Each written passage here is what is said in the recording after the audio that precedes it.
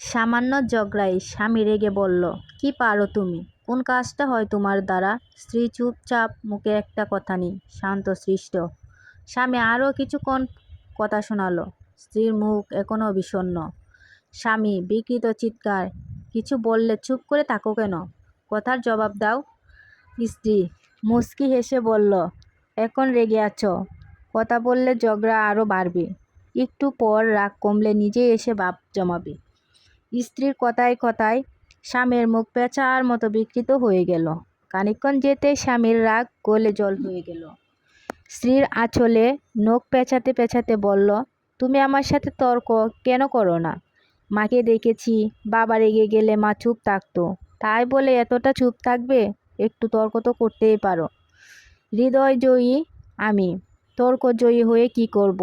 তাছাড়া একটু একটু শাসনে থাকতে ভালোই লাগে। তখন মনে হয় আমার খেয়াল রাখার জন্য, ভুল ধরিয়ে দেওয়ার জন্য একজন তো আছেই। নিজেকে সুরক্ষিত মনে হয়।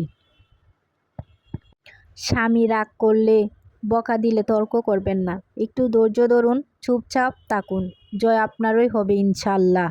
এরকম হাজারো সম্পর্কের মধ্যে ঝগড়াঝাটির কারণে সম্পর্কটা ভেঙে যায়।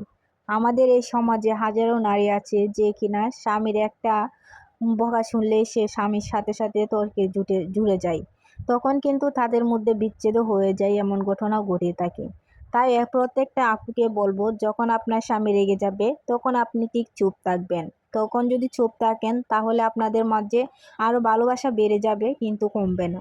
তখন আপনার স্বামী ভাববে যে আসলেই তো আমি তাকে হাজার বকাবকির পরও সে তো আমার মুখে মুখে তর্ক করতেছে না, তাহলে অযথায় কেন আমি তাকে আর বকাবকি করব।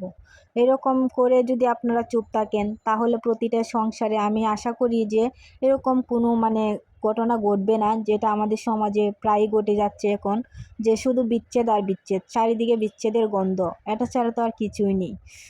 আবার কিছুক্ষণ পর দেখলেন যখন আপনার স্বামীর রাগটা নেমে গিয়েছে, তখন যদি আপনি আপনার স্বামীকে হাজারটাও কথা বলেন, তখন কিন্তু আপনার স্বামীও আপনার কথার বিরুদ্ধে গিয়ে একটা কথাও বলবে না, সেও কিন্তু মুচকি মুচকি হেসে সবগুলো উড়িয়ে দিবে। তাই আমাদের সব মেয়েদেরকে একটা কথা মনে রাখতে হবে, আমরা যদি তাদেরকে একটু সম্মান করি তাহলে আমরা তাদের থেকে সম্মানটা পাবো। তাই আজকের ভিডিওটা এত বড় করব না, খুব অল্পতেই আমি রেখে দেব। যদিও গল্পের প্রথমটা ছিল কারো থেকে কালেক্ট করা, কিন্তু শেষের দিকটা কিন্তু আমি নিজ থেকে বলেছি। তো আমার গল্পটা কেমন লাগলো অবশ্যই আপুরা এবং ভাইয়ারা কমেন্টের মাধ্যমে জানাবেন। যদি আপনাদের ভালো লেগে থাকে তাহলে ভিডিওটা একটা শেয়ার দিয়ে দিবেন, আর সাথে আমার পেজটা ভিজিট করে দিবেন। তো সবাই ভালো থাকবেন, সুস্থ থাকবেন। আজকের মতো সবাই থেকে বিদায় নিচ্ছি। আসসালামু আলাইকুম।